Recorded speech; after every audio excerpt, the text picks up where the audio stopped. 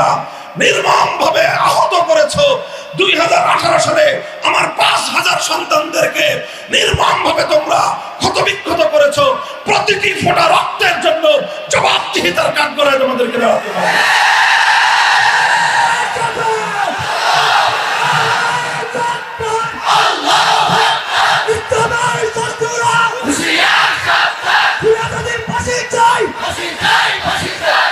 যে 2018 সালে যেভাবে আমাদের রক্ত দিয়ে, আমাদের বুকের রক্ত দিয়ে তুরাগ নদীর পানি রঞ্জিত হয়েছে, যদি আবার আমাদের কাছ থেকে মাঠ নিতে হয় তাহলে আমাদের বুক থেকে রক্ত নিতে হবে, এছাড়া ইস্তেমার মাঠ আমাদের কাছ থেকে নিতে পারবে না।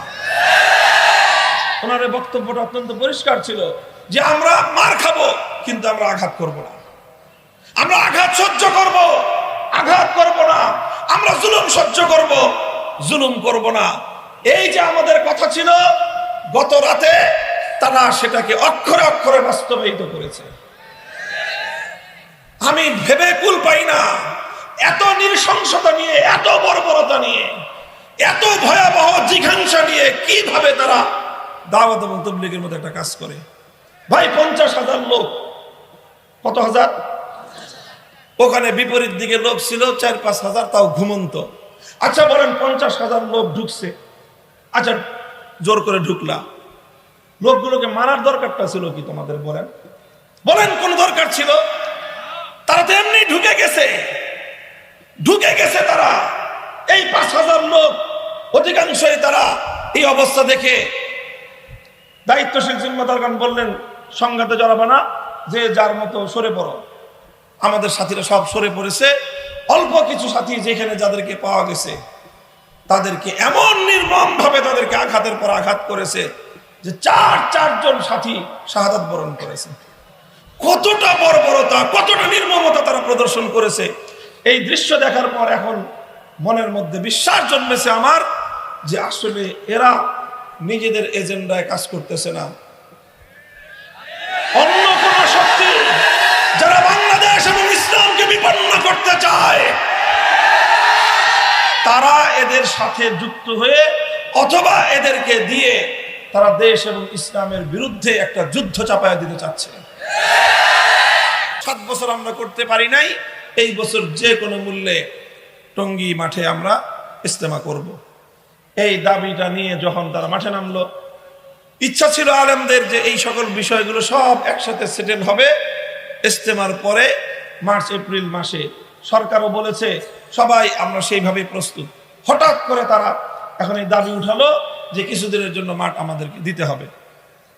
যখন এই দাবি উঠালো তখন স্বাভাবিকভাবে এই বিপক্ষ দলের মধ্যে অপর পক্ষে একটা উত্তেজনা যে আমরা মাঠ দিব কেন, এরকম তো কথা না। কথা তো হলো যে আমাদের 31শে জানুয়ারি থেকে প্রথম ইজতেমা, আমাদের এই ইজতেমার প্রস্তুতি নিচ্ছি আমরা। প্রতিদিন প্রতি সপ্তাহে সারা দেশ থেকে তাবলীগের সাথীরা, মাদ্রাসার ছাত্ররা এসে এসে ইজতেমার জন্য খুঁটি কাটতেছে, কাজ করতেছে। এখন তোমরা মাঝখান দিয়ে এই কয়দিন তোমরা আবার কেন এখানে ঢুকবা? তোমরা অন্যান্য জায়গায় যেভাবে গত 7 বছর জোর ইজতেমা করেছো, এবছরও সেইভাবেই অন্য জায়গায় জোর ইজতেমা করো। এরপরে মূল ইজতেমা পর্ব সম্পন্ন হওয়ার পরে ফেব্রুয়ারিতে মাঝামাঝি দিকে ইজতেমা শেষ হবে, মাসখানেক পরেই তো মার্চ এপ্রিলে স্থায়ী সমাধান হয়ে যাবে। তখন যেইভাবে মীমাংসা হবে সেইভাবে কাজ করবা। এত তোমাদের কি ঠেকা পড়ে গেল যে এই বছর তোমাদেরকে ওখানে জোর ইজতেমা করার জন্য তোমাদেরকে এভাবে যুদ্ধ বাধায় দিতে হবে? এটা তো দুরভিসন্ধি, উদ্দেশ্যমূলক হীন উদ্দেশ্য ছাড়া অন্য কিছু হতে পারে। এটার কারণে আমাদের পক্ষের যে সকল লোকজন তাদের মধ্যে একটা উত্তেজনার সৃষ্টি হলো। ওনারা এটা নিয়ে বিভিন্ন কর্মসূচি দেওয়ার চিন্তা করলেন।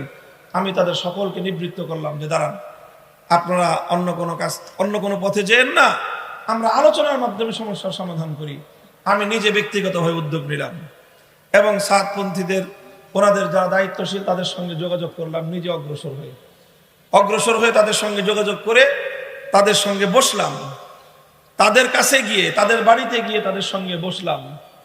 বসে তাদেরকে রিকোয়েস্ট করলাম, অনুরোধ করলাম যে দেখেন, একটা মীমাংসার দিকে যেহেতু যাচ্ছে পূর্ণ বিষয়টা, হঠাৎ এখন একটা ছোট্ট বিষয়কে এইভাবে গুরুত্ব দিয়ে এটাকে ফলাও করে সংঘাতের পরিস্থিতি তৈরি করবেন না।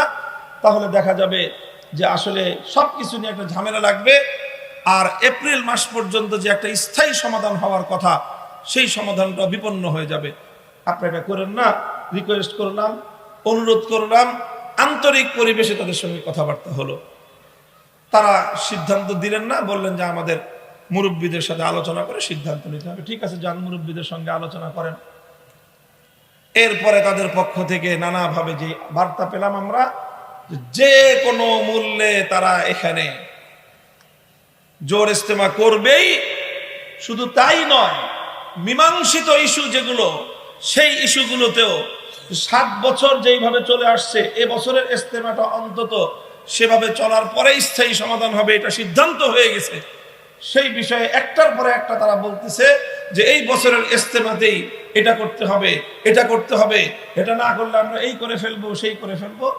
এইভাবে উপর্যুপরি তারা হুমকি ধমকি দিতে লাগলো। এখন আমি যেহেতু ব্যক্তিগতভাবে আমাদের দায়িত্বশীলদেরকে বলেছিলাম যে ঠিক আছে, আমাকে একটা সুযোগ দেন। আমার তাদের ব্যাপারে আস্থা, এতটুকু আশা ছিল যে যদি আমি বা আমার মতো এরকম আমাদের মতো 2-4 জন ব্যক্তি আমরা স্বয়ং তাদের কাছে গিয়ে অনুরোধ করি, তাহলে তারা অন্তত ন্যূনতম তাদের মধ্যে যদি মানবতা থেকে থাকে, তাহলে তারা আমাদের অনুরোধটুকু রক্ষা করে, আমাদের অনুরোধের সম্মানটুকু রক্ষা করে, তাদের বাড়িতে গিয়ে অনুরোধ করেছি, এই সম্মান রক্ষার্থেও অন্তত তারা বিষয়টা চেপে যাবে। কিন্তু আমরা হতাশ হলাম। তারা পাল্টা আমাদেরকে এমন ভাবে মেসেজ পাঠালো যে মনে হলো যে আমরা যে সাইডে গেছি, এটা তারা মনে করছে যে আমরা দুর্বল হয়ে গেছি, আর এই দুর্বল হয়ে গেছি এখন আর একটু চাপ দিলেই হয়ে যাবে, এটা মনে করলো। এই জন্য আমরা যাওয়ার পরে এখন তাদের ভাষা আরো কঠোর হয়ে গেল। আগে তো বলতো যে আমরা জোর ইস্তেমা করব, আমরা যাওয়ার পরের খবর হলো যে কোনো মূল্যে করবই করব। বাপরে না, তখন তো আমি যাদের সাথে কথা দিয়েছিলাম যে তাদেরকে আমি আলোচনার মাধ্যমে বিষয়টা মীমাংসা করতে পারবো, এখন আমি তো ব্যর্থ হয়ে গেলাম। এখন ব্যর্থ হয়ে এখন ইসলামের মূলনীতি অনুযায়ী وَإِن طَائِفَتَانِ مِنَ الْمُؤْمِنِينَ اقْتَتَلُوا فَأَصْلِحُوا بَيْنَهُمَا فَإِن بَغَتْ إِحْدَاهُمَا عَلَى الْأُخْرَى فَقَاتِلُوا الَّتِي تَبْغِي حَتَّى تَفِيءَ إِلَى أَمْرِ اللَّهِ فَإِن فَاءَتْ فَأَصْلِحُوا بَيْنَهُمَا بِالْعَدْلِ وَأَقْسِطُوا إِنَّ اللَّهَ يُحِبُّ الْمُقْسِطِينَ। কোরআনে পাকের সূরাতুল হুজুরাতে আল্লাহ পাক রব্বুল আলামিন দুটি মুমিন দলের মধ্যে যখন কোনো বিবাদ তৈরি হয়, তখন সেই বিবাদ মীমাংসার জন্য আল্লাহ পাক যে মূলনীতি বলেছেন সেটা হলো, লক্ষ্য করেন, এটা সকল ক্ষেত্রে কার্যকর। দুইটা মুমিন পরিবার, দুইটা মুমিন সোসাইটি, যে কোনো দুইটা মুমিন দলের মধ্যে যখন কোনো একটা বিষয় নিয়ে বিভেদ দেখা দিবে, তখন তৃতীয় পক্ষের কাজ কি? ফাসলিহু বাইনাহুমা। তৃতীয় পক্ষের কাজ হলো দুই পক্ষের মধ্যে তোমরা মীমাংসা করে দাও। এখন যদি এমন হয় যে সালিশ যারা দুই পক্ষের মধ্যে মীমাংসা করতে গেল অথবা অনুরোধ করলো, যদি এক পক্ষ তারা যদি কোনোভাবেই নমনীয় না হয়, বরং তারা যদি ফাইন বাগাত ইহদাহুমা আলাল উখরা, এক পক্ষ যদি আরেক পক্ষের উপর অন্যায়ভাবে চাপ প্রয়োগ করতে থাকে, তখন তৃতীয় পক্ষের কাজ হলো, আল্লাহর কোরআন বলেছে যে তখন তোমরা আর নিরপেক্ষ থাকবে না, তখন তোমরা একযোগে যারা বাড়াবাড়ি করতেছে সবাই মিলে ওদেরকে ধরবা। এখানে আর কোনো কেউ নিরপেক্ষ থাকবে না। তখন আগে দ্বন্দ্ব ছিল 2 জনের, 10 জন মিলে গেছে 2 জনের মধ্যে মীমাংসা করতে। এখন যার কারণে মীমাংসা বাধাগ্রস্ত হবে, 10 জন তার বিপক্ষে অংশ নিবে। এখন আগে ছিল 1 জনের সঙ্গে বিরোধ, এখন হবে 11 জনের সঙ্গে বিরোধ। তুই আগে 1 জনের সাথে বিরোধ করেছিস, এবার আমরা 10 জন সহ তার সাথে যোগ দিলাম।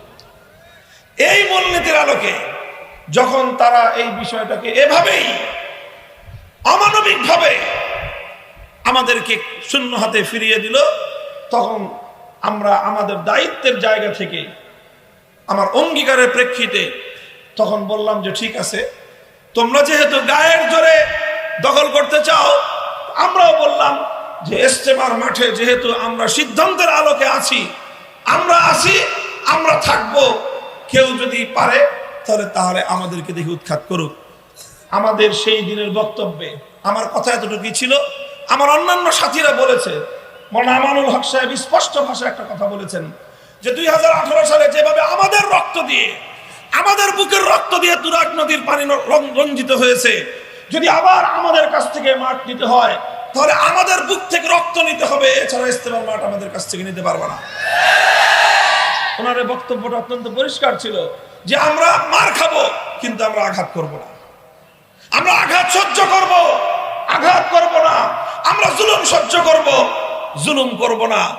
এই যে আমাদের কথা ছিল, গত রাতে তারা সেটাকে অক্ষরে অক্ষরে বাস্তবায়িত করেছে। আমি ভেবে কুল পাই না, এত নৃশংসতা নিয়ে, এত বর্বরতা নিয়ে, এত ভয়াবহ জিঘাংসা নিয়ে কিভাবে তারা দাওয়াত এবং তাবলীগের মধ্যে একটা কাজ করে। ভাই 50,000 লোক, কত হাজার? ওখানে বিপরীত দিকে লোক ছিল 4-5 হাজার, তাও ঘুমন্ত। আচ্ছা বলেন 50,000 লোক ঢুকছে, আচ্ছা জোর করে ঢুকলা, লোকগুলোকে মারার দরকারটা ছিল কি তোমাদের? বলেন বলেন কোন দরকার ছিল? তারা তো এমনি ঢুকে গেছে, ঢুকে গেছে তারা। এই 5,000 লোক অধিকাংশই তারা এই অবস্থা দেখে দায়িত্বশীল জিম্মাদারগণ বললেন সংঘাতে জড়াবে না, যে যার মতো সরে পড়ো। আমাদের সাথীরা সব সরে পড়েছে। অল্প কিছু সাথী যেখানে যাদেরকে পাওয়া গেছে তাদেরকে এমন নির্মম ভাবে তাদেরকে আঘাতের পর আঘাত করেছে যে 4 জন সাথী শাহাদাত বরণ করেছে। কতটা বর্বরতা, কতটা নির্মমতা তারা প্রদর্শন করেছে। এই দৃশ্য দেখার পর এখন মনের মধ্যে বিশ্বাস জন্মেছে আমার যে আসলে এরা নিজেদের এজেন্ডায় কাজ করতেছে না, অন্য কোন শক্তি যারা বাংলাদেশ এবং ইসলামকে বিপন্ন করতে চায় তারা এদের সাথে যুক্ত হয়ে অথবা এদেরকে দিয়ে তারা দেশ এবং ইসলামের বিরুদ্ধে একটা যুদ্ধ চাপায়া দিতে চাচ্ছে। আমি জানি না যে এরা বুঝে এই কাজ করতেছে কিনা, না হলে কোনো বিবেকবান মানুষ এই কাজ করার কথা না, কোনো দায়িত্বশীল মানুষ এই কাজ করার কথা না। আপনি বলেন 50,000 মানুষ এসে 5,000 মানুষকে এলো পাতারি ধারালো অস্ত্র দিয়ে, ছুরি দিয়ে, চাকু দিয়ে বুকে পেটে আঘাত করলো, গলার মধ্যে জবাই করে দিল। এই ধরনের নৃশংস এবং বর্বর কাজ এটা করার তো কোনোই দরকার ছিল না। তোমরা টঙ্গীর মাঠ দখল করবা, বুঝলাম এটা নিয়ে বিতর্ক আছে, তো মাঠ তো দখল হয়েই গেছে। তোমরা যখন 50,000 লোক নিয়ে এভাবে জোরপূর্বক ঢুকলা, আইন অমান্য করছো, রীতি ভঙ্গ করছো, সেটা ভিন্ন বিচার হইতো, সালিশ হইতো। মানুষগুলোকে মারলা কেন বলো? কোন কারণে মারলা? এই লোকগুলোকে হত্যা করার পিছনে তোমাদের পরকালীন কি লাভ ছিল, ইহকালীন কি লাভ ছিল বলো? কোনো কিছুই ছিল না। বাস শুধুমাত্র এইভাবে মানুষগুলোকে হত্যা করার জন্যই যেন তারা হত্যা করলো। এই হলো পরিস্থিতি। আমি এই ঘটনাটার একটু বিবরণ আপনাদের কাছে এই জন্য দিলাম যে আপনারা এই এলাকার নিকটবর্তী অধিবাসী, আপনারা নিকটবর্তী অধিবাসী, এই বিষয়গুলো আপনাদের হয়তো অনেকের মধ্যে কনফিউশন থেকে থাকতে পারে। তবে এখনো আমি ওই কথাই বলতেছি, ফাইম বাগাত ইহদাহুমা আল উখরা ফাকাতিলুল্লাতী তাবগী হাত্তা তাফিয়া ইলা আমরিল্লাহ। যদি এক পক্ষ বাড়াবাড়ি করে তাহলে তাদের বিরুদ্ধে সকলে মিলে ঐক্যবদ্ধ প্রতিরোধ গড়ে তুলো। সকলের বাধার মুখে ফাইন ফাত, সকলের বাধার মুখে যদি তারা আবার সঠিক পথে ফিরে আসতে চায় তাহলে তাদের জন্য দুয়ার খোলা আছে, তাদের জন্য দুয়ার খোলা আছে। শুধুমাত্র যারা হত্যাকাণ্ডের সঙ্গে জড়িত তাদের বিচার হতে হবে। যারা প্রত্যক্ষভাবে আগাম ঘোষণা দিয়ে যারা এই হত্যাকাণ্ড সংগঠিত করেছে তাদের বিচার যদি না করা হয়, 2018 সালে বিচার হয় নাই বলে আজ 2024 সালে মর্মান্তিক ঘটনা ঘটলো। আজ যদি 2024 সালে এই ঘটনার 2024 সালের এই ঘটনার যদি কোনো বিহিত না হয় তাহলে এটা একটা ভয়াবহ পরিণাম দেশের উপর, জাতির উপর, মানুষের উপর চেপে আসতে পারে। এরপরে বলছি ফাইন ফাত ফাসলিহু বাইনাহুমা বিল আদল, যদি তারা আবার সঠিক পথে ফিরে আসার কোনো মনোভাব তাদের মধ্যে দেখি, আমি ব্যক্তিগতভাবে বলছি যে উদারভাবে উদারভাবে আবারও তাদেরকে মূল স্রোতে দ্বীনি দাওয়াতের মেহনতের সাথে তাদেরকে সংযুক্ত করে নেওয়ার পিছনে এবং সেজন্য চেষ্টা করার ক্ষেত্রে আমাদের কোনো কার্পণ্য থাকবে না। পরিষ্কার এটা আমাদের কথা।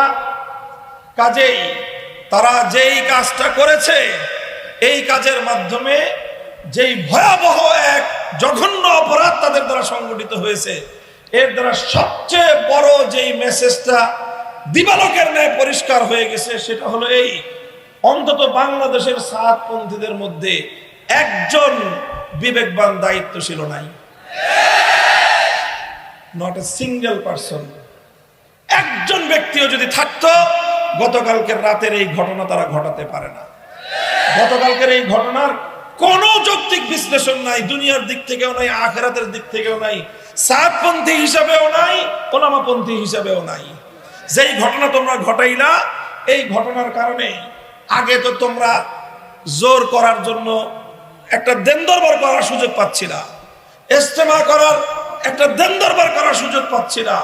গতকালকের এই ঘটনার পর জোর তো দূরের কথা, ইজতেমা তো দূরের কথা, এখন তোমাদের বিরুদ্ধে এই 4 হত্যা সহ আমাদের যে সকল নিরপরাধ ভাইদেরকে তোমরা নির্মমভাবে আহত করেছো, 2018 সালে আমার 5000 সন্তানদেরকে নির্মমভাবে তোমরা ক্ষতবিক্ষত করেছো, প্রতিটি ফোঁটা রক্তের জন্য জবাবদিহিতার কাঠগড়ায় তোমাদেরকে দাঁড়াতে হবে।